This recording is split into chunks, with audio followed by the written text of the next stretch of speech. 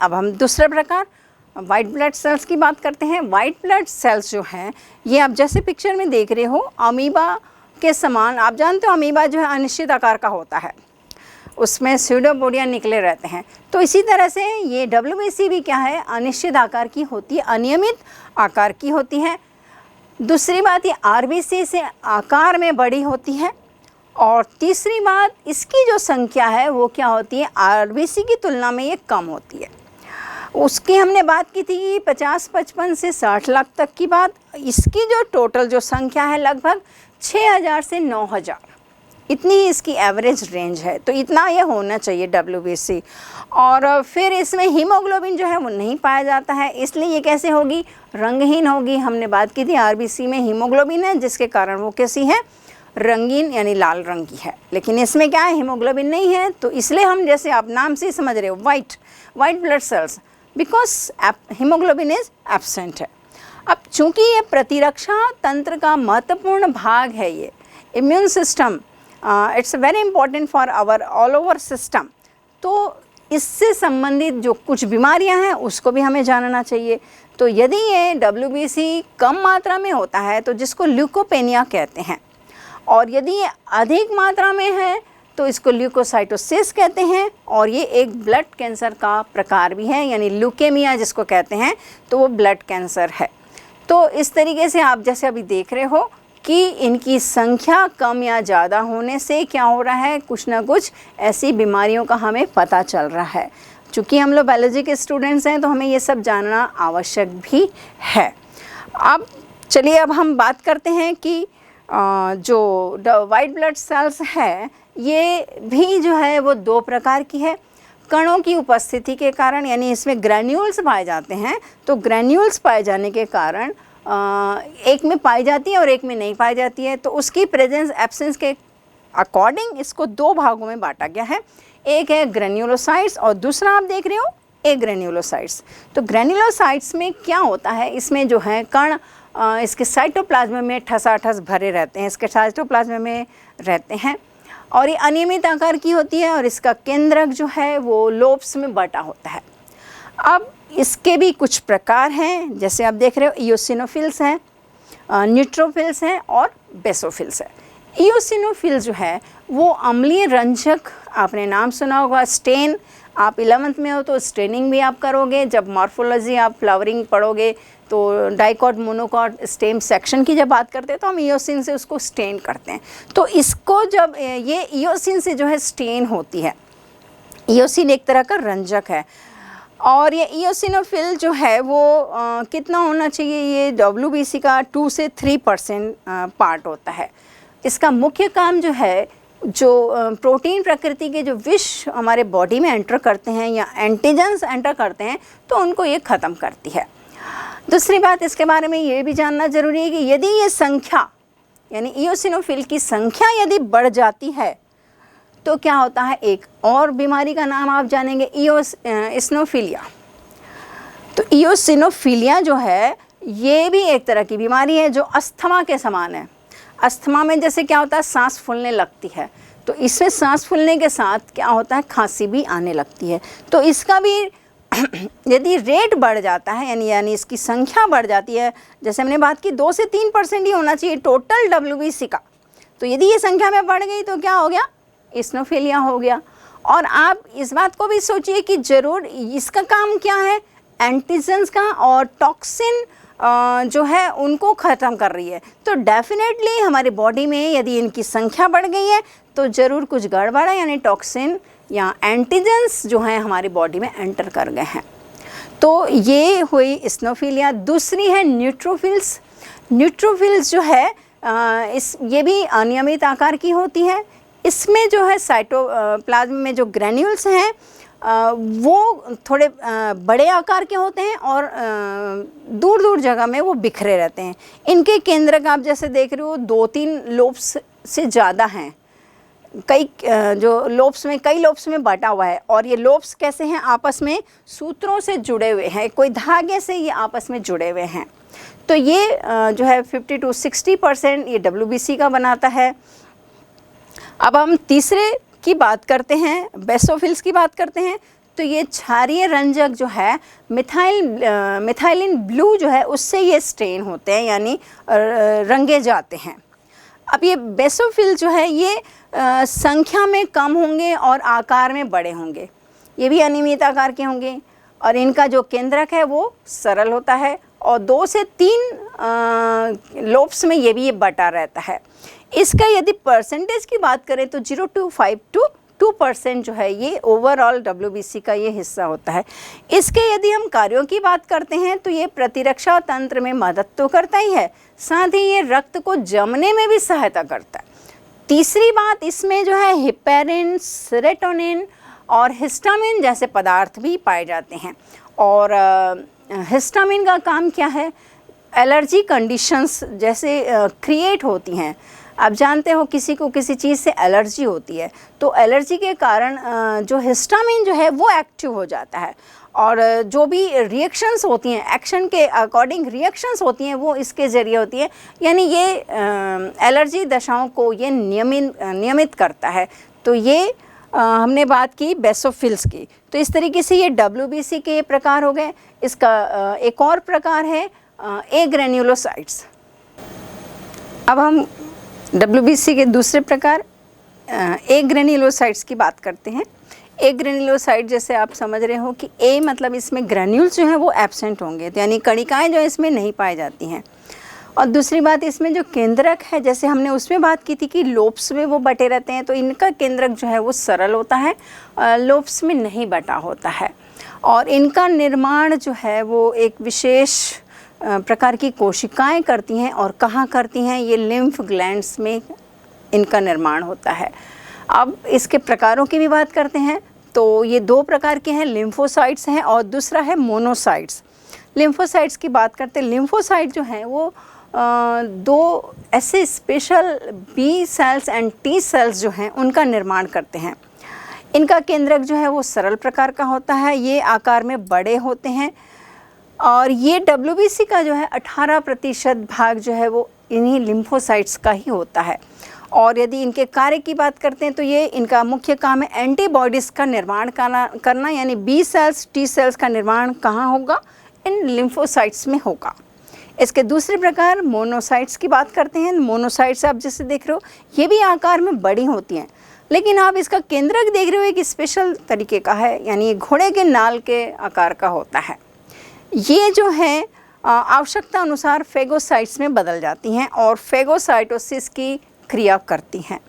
तो ये हमने WBC के प्रकारों की बात की। अब हम ओवरऑल जो है WBC के कार्यों की बात करते हैं। तो कार्य क्या करता है, WBC जैसे हमने बात की कि अनियमित आकार का होता है, अमीबा के समान होता है और अमीबा में आप जानते हो स्यूडोपोडिया निकलते हैं, यानी पादाब निकलते हैं।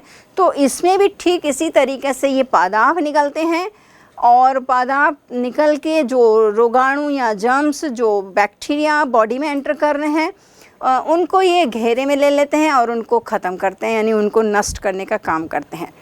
दूसरी बात, एंटीबॉडीज़ का निर्माण भी इन्हीं के ज़रिए हो रहा है और प्रतिविष का उत्पादन भी इन्हीं के ज़रिए होता है। फिर ये टूटी फूटी कोशिकाओं को नष्ट भी करते हैं।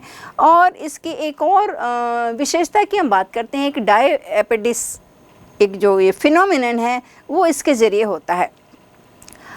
असल में होता क्या है कि कभी चोट लग जाती है, वहाँ घाव बन जाता है, तो घाव के स्थान पर जो बैक्टीरिया हैं, जर्म्स हैं, रोगाणु हैं, वायरसेस हैं, उनके इन्फेक्शन की स्थिति जो है आप जान रहे हो कि काफ़ी हो जाती है।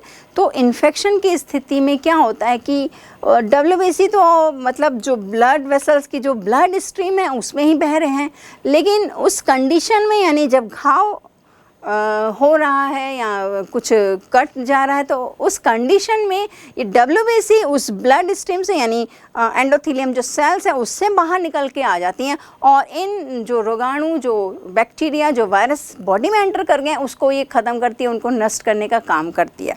और उस जगह पर जो है ये डेड जो RBC हैं, डेड जो WBC हैं, रोगाणु हैं और वायरसेस हैं और यहाँ लसिका है, ये मिलकर पस का निर्माण करते हैं और जब ये पस निकल जाता है तो इनके नीचे से नई सेल्स बनती हैं और नई सेल्स बनती हैं और फिर उस घाव को भर देती हैं। तो ये इनके कार्य की बात की। अब हम एक इसका तीसरा प्रकार किसका, यानी जो ब्लड सेल्स हैं, ब्लड सेल्स के 3 प्रकारों की हमने बात की थी। एक आरबीसी था, दूसरा डब्ल्यूबीसी। अब तीसरे प्रकार ब्लड प्लेटलेट्स की बात करते हैं। तो ब्लड प्लेटलेट्स जो हैं इसको थ्रोम्बोसाइट्स भी कहते हैं और ये मैमल्स में ही पाई जाती हैं। इसके अलावा केवल फ्रॉग है जिसमें ये स्पिंडल सेल्स के रूप में ही पाई जाती हैं। ये भी क्या है, अनियमित आकार की होती हैं और इनमें केंद्रक जो है वो एब्सेंट होता है, यानी इनमें केंद्रक नहीं पाया जाता है। ये बोन मैरो में जो उनकी कोशिकाएं हैं उनके टूट फूट के कारण ये प्लेटलेट्स जो हैं वो बनते रहती हैं। अब इसकी हम संख्या की बात करें तो 1 ml ब्लड में ये 2.5 से 4 लाख तक की इनकी संख्या होती है। और इसके एज की बात करें, एवरेज एज जो है ये 2 से 10 दिन का है। अब इनकी यदि अत्यधिक संख्या में कमी हो गई तो इसको थ्रोम्बोपिनिया कहते हैं। अब हम इसके कार्य की बात करते हैं तो ये ब्लड क्लॉटिंग में मदद करता है। तो ब्लड क्लॉटिंग की प्रोसेस क्या है उसको हम लोग बाद में विस्तार से देखेंगे। अब आप शुरू से देखिए कि हमने आरबीसी, डब्ल्यूबीसी, प्लेटलेट्स के एक एवरेज एज की बात कर रहे हैं।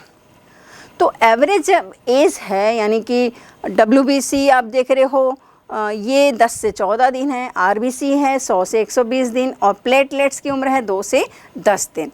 तो ये एवरेज एज के बाद क्या हो जाएंगी, ख़त्म हो जाएंगी, नष्ट हो जाएंगी, मृत हो जाएंगी। अब मृत होने के बाद जो इनका डेड सेल्स हैं वो जो है लिवर, स्प्लीन जो है वहाँ पर इनका जो है अपघटन होता रहता है। तो लिवर, स्प्लीन में इनका जो है अपघटन होता रहता है, बोन मैरो में भी होता है। और जो स्प्लीन है इसको तो मृत कोशिकाओं का कब्रिस्तान भी कहा जाता है, क्योंकि डब्ल्यूबीसी और आरबीसी की जो डेड सेल्स हैं उनका भक्षण से लेकर पाचन तक की क्रिया कहाँ हो रही है, इन्हीं स्प्लीन में ही हो रही है। तो इसलिए इसको मृत कोशिकाओं का कब्रिस्तान भी कहते हैं। तो कभी कभी इस तरीके के क्वेश्चंस भी आते हैं। अब ओवरऑल यदि हम जैसे बात करें तो जो कनेक्टिव टिश्यू है वो ब्लड है। अब ब्लड में हमने उसके प्लाज्मा की बात की, अब उसमें हमने कोशिकाओं की बात की। तो ओवरऑल आपको आ सकता है कि ब्लड क्या है, उसका कंपोजिशन क्या है, उसका फंक्शन क्या है और उसके जो विभिन्न प्रकार जो हैं उनका भी अलग अलग प्रकार उनके फंक्शन आ सकते हैं। तो पर्टिकुलर टाइप में ही हमें इसको पढ़ना है। तो बच्चों अभी हमने बात की कि आरबीसी और डब्ल्यूबीसी का जो है वो विघटन होता रहता है। एक दिन में लगभग आरबीसी जो है 1% और डब्ल्यूबीसी जो है 30% जो है वो नष्ट होती रहती हैं। अब सोचिए कि जब इतनी मात्रा में ये नष्ट हो रही हैं तो शरीर में इनकी मात्रा जो है वो निश्चित होनी चाहिए। हमने जैसे पहले भी बात की, इनका एक एवरेज रेंज है वो होना ज़रूरी है। तो मनुष्य तथा अन्य सभी जंतुओं में जिसमें ब्लड पाया जाता है तो उसमें ब्लड की मात्रा और इनकी कोशिकाओं की मात्रा स्थिर रहे, स्टेबल रहे, इसके लिए ज़रूरी है कि ये जो है इनका निर्माण शरीर में होता रहे। तो ब्लड फॉर्मेशन की क्रिया को जो है हीमोपाइसिस कहते हैं। हीमोपाइसिस जो है वो किस तरीके से ये प्रोसेस होती है उसको हम अब देखेंगे। तो सबसे पहले हम देखते हैं कि इसकी जो ओरिजिन है, यानी ब्लड सेल्स की जो ओरिजिन है वो किस तरीके से होती है। फ्रॉग में यदि देखें तो फ्रॉग के एडल्ट स्टेज में देखते हैं तो लिवर, स्प्लीन और लिम्फ नोड्स में ये ब्लड की सेल्स जो है उनका निर्माण होते रहता है। और यदि टैडपोल स्टेज है तो उसमें जो है किडनी में भी इनका निर्माण होता है। और यदि हम मैमल्स की बात करते हैं तो मैमल्स के एम्ब्रियोनिक स्टेज में जो है योगसेक है, लिवर है, स्प्लीन है, बोन मैरो है और थाइमस में भी ये ब्लड सेल्स बनती रहती हैं। जबकि एडल्ट स्टेज में यदि देखा जाए तो एडल्ट स्टेज में जो एक ग्रेन्युलोसाइट जो डब्ल्यूबीसी है वो स्प्लीन में बनता है और बाकी जो ग्रेन्युलोसाइट्स डब्ल्यूबीसी और आरबीसी जो है वो बोन मैरो में बनता है, केवल बोन मैरो में। और प्लेटलेट्स में आप देख रहे हो वो केवल बोन मैरो में बनता है। तो यदि एडल्ट स्टेज की बात करें तो ब्लड सेल्स का निर्माण कहाँ होता है? बोन मैरो में होता है। बोन मैरो, आपको याद होगा कि हमने जब हम बोन का स्ट्रक्चर उसकी बात कर रहे थे तो उसमें जो लॉन्ग जो बोन्स रहती हैं उनमें बोन मैरो पाया जाता है। रेड बोन मैरो और येलो बोन मैरो की हमने बात की थी, आपको याद होगा। तो बोन मैरो में अब क्या है, ये ब्लड सेल्स का निर्माण किस तरीके से होता है इसको समझना ज़रूरी है। स्टेम सेल आप देख रहे हो, स्टेम सेल ये भी बहुत ज़रूरी है इसको समझना। तो स्टेम सेल में होता क्या है कि कुछ माइलाइट सेल्स होती हैं जिसको हेमेटोब्लास्ट कहते हैं, और माइलोब्लास्ट भी बोन मैरो में पाई जाने वाली इन सेल्स को माइलोब्लास्ट कहते हैं। तो ये इनसे जो है किस तरीके से ब्लड सेल्स का निर्माण होता है इसको एक फ्लो चार्ट से समझ लेते हैं। फिर स्टेम सेल क्या है उसकी हम बात करेंगे। तो स्टेम सेल में आप देख रहे हो माइलॉइड स्टेम सेल्स है और लिम्फॉइड स्टेम सेल है। माइलॉइड स्टेम सेल से आप देख रहे हो आरबीसी, प्लेटलेट्स और माइलोब्लास्ट बन रहा है। और माइलोब्लास्ट से आप देख रहे हो कि डब्ल्यूबीसी के प्रकार जो हैं बेसोफिल्स, न्यूट्रोफिल्स, इओसिनोफिल्स और मोनोसाइट्स बन रहे हैं।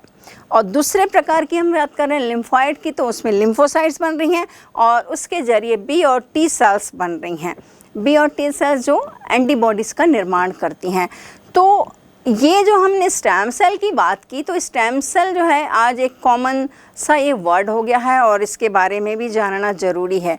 तो स्टेम सेल किस तरीके से एक ऐसी सीड या पेरेंट सेल होती है बोन मैरो की, तो वो क्या करती है कि एक कोई भी सेल जो है वो स्टेम सेल बन जाती है और वही फिर जो ब्लड सेल्स की अन्य जो और प्रकार हैं आरबीसी, डब्ल्यूबीसी, प्लेटलेट्स, उनका निर्माण करना चालू कर देती है। ये स्टेम सेल्स में एक कोशिका, जैसे शरीर का किसी भी अंग को एक कोशिका के रूप में विकसित करना है तो उसमें ये क्षमता पाई जाती है जिसको स्टेम सेल कहते हैं। आजकल जो है ये स्टेम सेल को सुरक्षित करके इसको प्रिजर्व करके भी रखने का चलन हो गया है, क्योंकि इससे हम जैसे देख रहे हैं एक अंग का भी निर्माण हो सकता है। साथ ही कोई सेल्स यदि डैमेज हो गई, टूटी फूटी हैं, मरम्मत का काम करना तो भी स्टेम सेल्स के ज़रिए किया जाता है। जैसे हार्ट की सेल्स हैं यदि डैमेज हो चुकी हैं, नष्ट हो गई हैं, तो स्टेम सेल्स के ज़रिए क्या होती हैं वो उसी तरह की सेल्स फिर बनना चालू हो जाती हैं। ऐसी आँख या कॉर्निया में भी कोई सेल्स यदि डैमेज हो गई है तो मरम्मत का काम स्टेम सेल्स के ज़रिए किया जा सकता है। तो ये हमने स्टेम सेल्स की बात की। अब हम ओवरऑल ब्लड का फंक्शन क्या है उसकी बात करते हैं, क्योंकि आपको हो सकता है पर्टिकुलर पॉइंट पे भी आपको फंक्शन पूछ सकता है, जैसे आरबीसी का फंक्शन क्या है, डब्ल्यूबीसी का फंक्शन क्या है, प्लेटलेट्स का फंक्शन क्या है, या ओवरऑल ब्लड फंक्शन की भी बात हो सकती है। तो यदि हम ओवरऑल की बात करते हैं तो सबसे पहले हम बात करेंगे कि ये ट्रांसपोर्ट ऑफ न्यूट्रिएंट्स का करता है।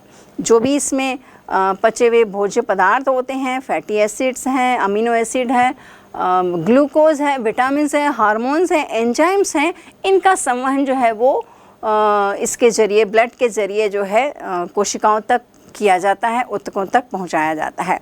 फिर हम बात करते हैं रेगुलेशन ऑफ टेम्परेचर की। जैसे हमने पहले बात की थी कि ब्लड जो है टेम्परेचर कंट्रोल में भी एक महत्वपूर्ण भूमिका निभाता है।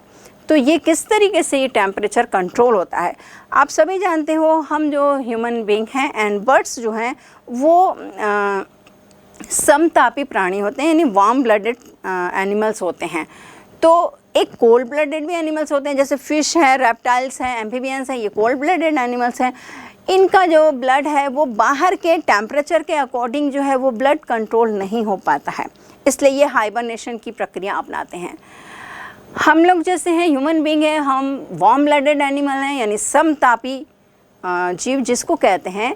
तो हमारा जो ब्लड, हमारे जो शरीर का जो तापमान है, आप जैसे जानते हो 37 डिग्री सेल्सियस है, और बाहर का टेम्परेचर में वेरिएशंस आते हैं।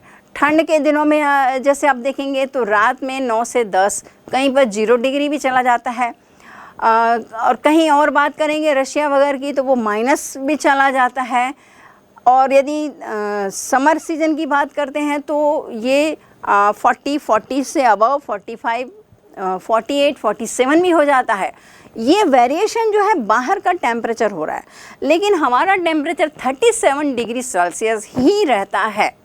तो इसको कंट्रोल करने के लिए हमारे बॉडी में इस तरीके की प्रोसेस होती रहती हैं जिसके ज़रिए ये होता है। उसमें ब्लड का भी एक रोल होता है जो इस टेम्परेचर को कंट्रोल करने में निभाता है। तो जैसे कि यदि बाहर का टेम्परेचर ज़्यादा है तो क्या होता है, वेसोडाइलेशन की प्रोसेस होती है।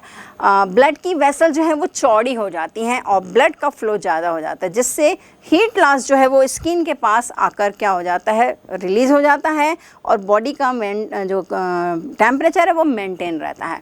अब यदि बाहर का टेम्परेचर यदि कम है, हमारा 37 है और बाहर का 37 से कम है, तब क्या होगा, यही ब्लड वेसल जो है कॉन्स्ट्रिक्ट हो जाती हैं, सिकुड़ जाती हैं, जिसके कारण ब्लड फ्लो जो है वो क्या हो जाता है, कम, यानी उसका फ्लो जो है कम हो जाता है और हीट लॉस को ये रोकता है। यानी जो बॉडी का टेम्परेचर है वो उतना ही बना रहना चाहिए। बाहर मान लो 5 डिग्री है, 6 डिग्री है, तो वो हीट लॉस ना हो, अंदर ही रहे। तो इस तरीके से ये ब्लड जो है टेम्परेचर को कंट्रोल करने में भूमिका अदा करता है। इसके बाद हम बात करते हैं ट्रांसपोर्ट ऑफ वेस्टेज की, क्योंकि फिजियोलॉजिकल एक्टिविटीज़ में बहुत सारे वेस्टेज प्रोडक्ट बनते हैं, यूरिया, यूरिक एसिड, क्रिएटिनिन है, तो इनको भी किडनी तक लाने का काम जो है वो ब्लड के ज़रिए ही होता है। फिर केमिकल कोऑर्डिनेशन का काम भी इसके ज़रिए होता है। हार्मोन्स जो हैं एंडोक्राइन ग्लैंड्स के ज़रिए सीक्रेट होती हैं, ये टारगेट जगहों पर ब्लड के ज़रिए ही पहुंचाई जाती हैं। फिर प्रोटेक्शन ऑफ ब्लड लॉस को भी ये रोकता है। जैसे ब्लड क्लॉटिंग की एक जो प्रक्रिया है, जिसमें ब्लड जो है वो मतलब जम जाता है, जैसे चोट लगती है, रक्त का थक्का बनता है, तो इसके ज़रिए जो है ज़्यादा मात्रा में ब्लड लॉस ना हो, ये भी जो है ब्लड का ही एक पार्ट प्लेटलेट्स के ज़रिए होता है। इसी तरीके से एक और भी इसका फंक्शन है, स्टोर हाउस ऑफ मिनरल्स का है, क्योंकि इसमें ब्लड में जो है मिनरल्स फ्लो करते रहते हैं। हमने फ्लो चार्ट में प्लाज्मा में हमने देखा था कि कई सारे मिनरल्स जो हैं इसमें ब्लड में प्रेजेंट रहते हैं। सोडियम पोटेशियम के क्लोराइड्स हैं, फास्फेट्स हैं, सल्फेट्स हैं। तो जहाँ ज़रूरत पड़ती है इन मिनरल्स की, तो वहाँ इसी के ज़रिए वहाँ तक ये पहुँचाए जाते हैं। तो अभी हमने ये ओवरऑल बात की ब्लड फंक्शन की। अब हम बात करते हैं ब्लड क्लॉटिंग की।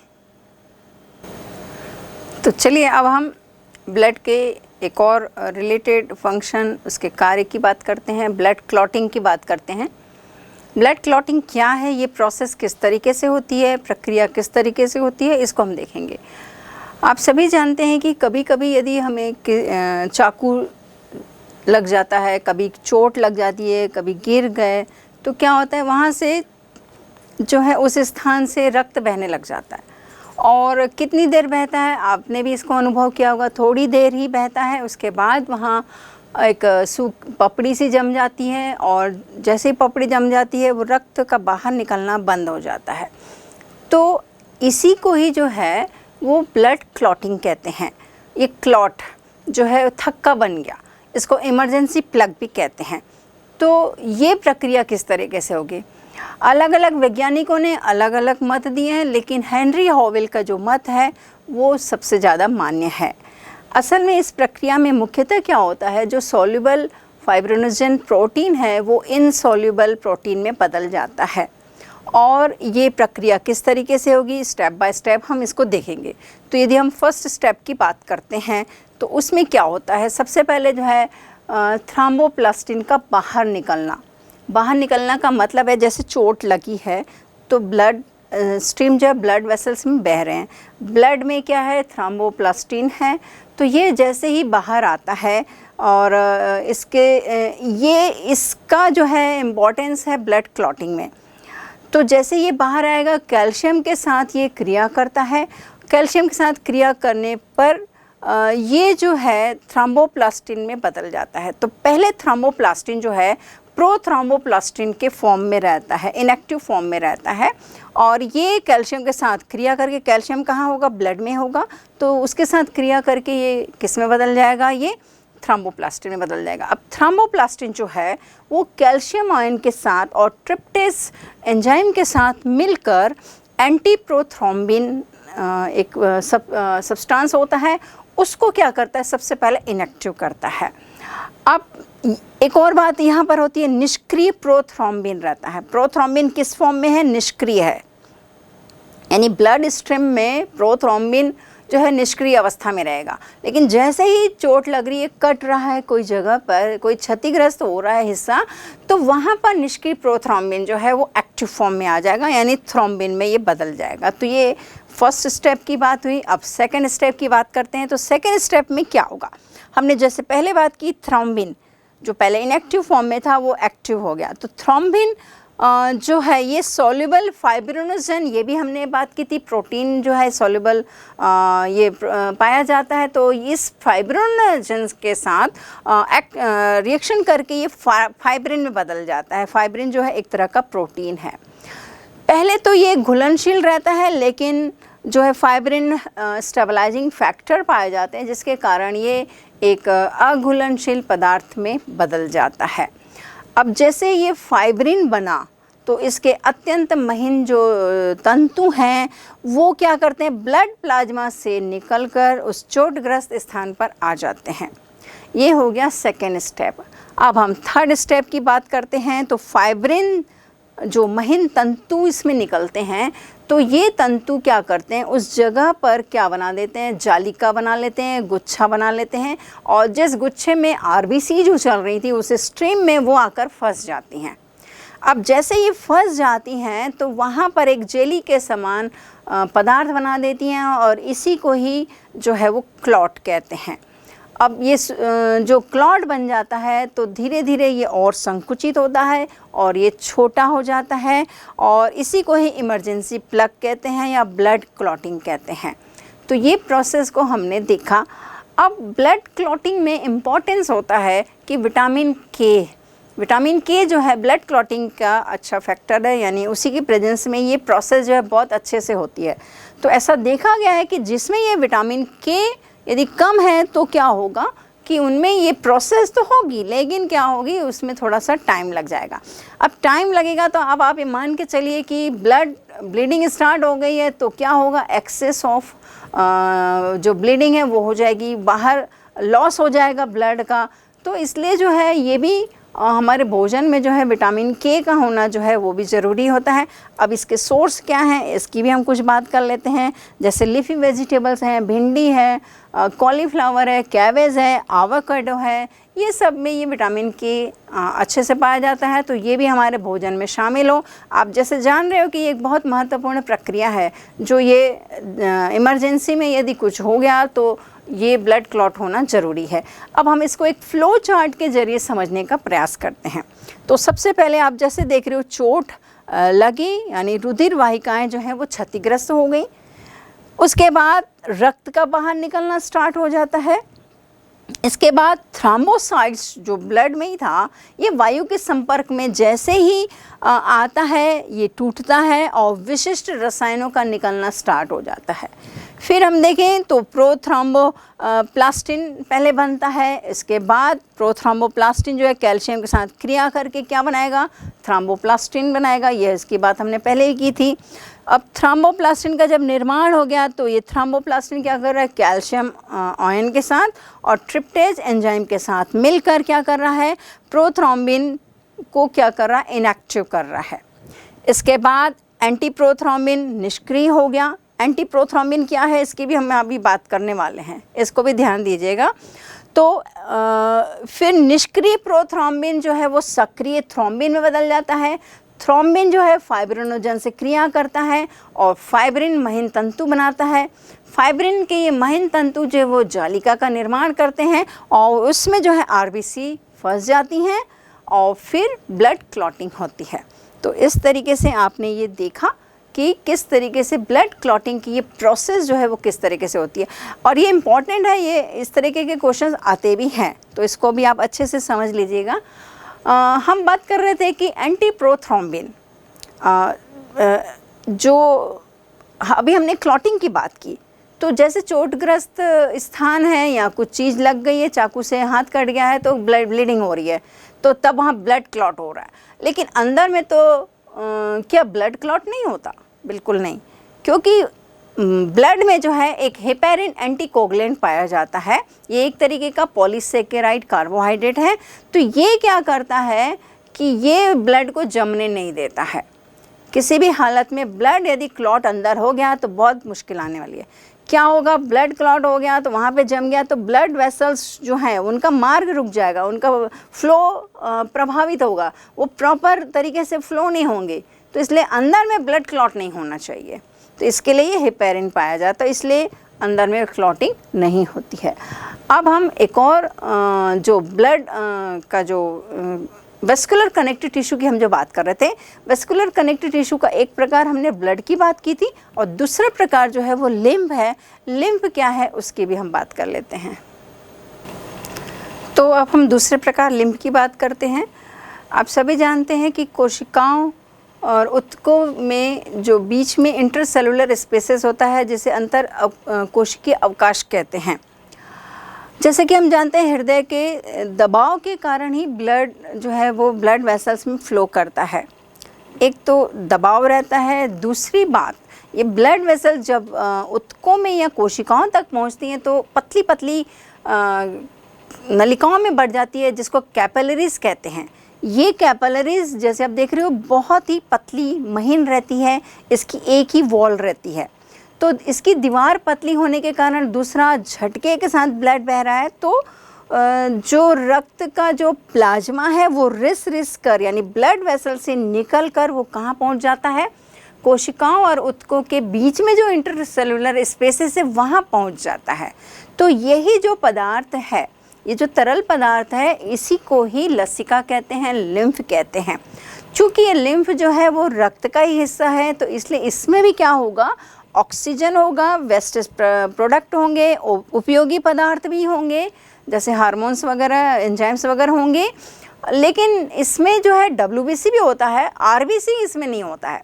चूँकि RBC नहीं होता है इसलिए इसका कलर कैसा होता है, ये रंगहीन होता है, कलरलेस होता है। अब चूँकि ये ब्लड का ही पार्ट है तो इसलिए ये जो है लिम्फेटिक सेल्स के द्वारा, लिम्फेटिक डक्ट्स के द्वारा ये कहाँ पहुँच जाता है, वापस हार्ट के पास पहुँच जाता है, उस फ्लो स्ट्रीम में यानी ब्लड के स्ट्रीम में ये पहुँच जाता है।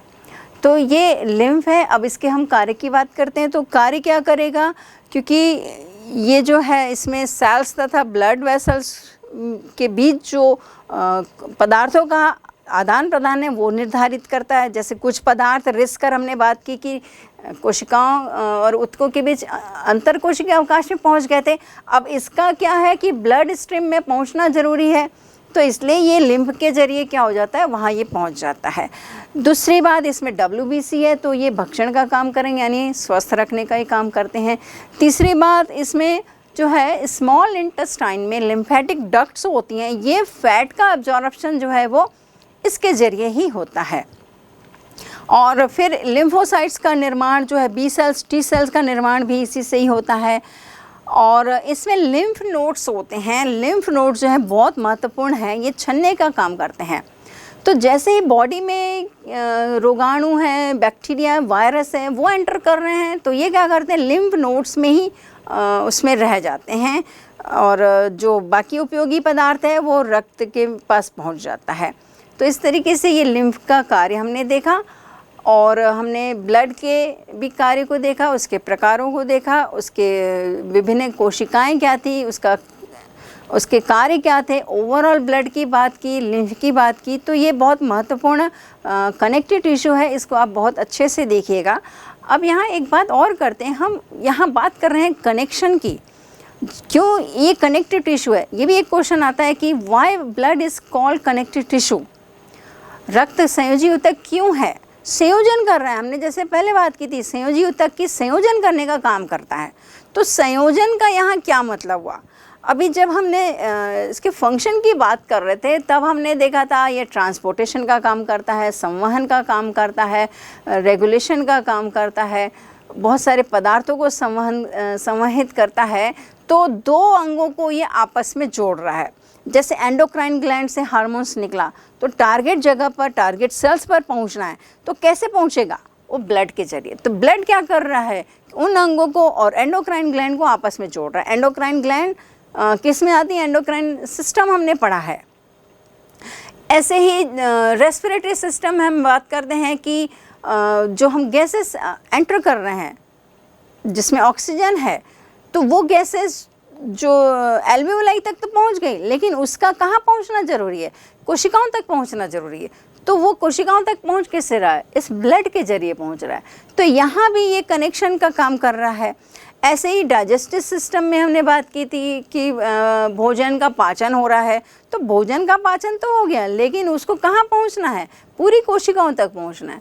तो यहाँ भी ये क्या कर रहा है, कनेक्शन का काम कर रहा है। तो इस तरीके से ओवरऑल आप 2-3 एग्जाम्पल के थ्रू बता सकते हैं कि रक्त जो है एक तरल ऊतक है और ये संयोजी ऊतक है, कनेक्शन का काम कर रहा है, इसलिए इसको कनेक्टिव टिश्यू कहते हैं।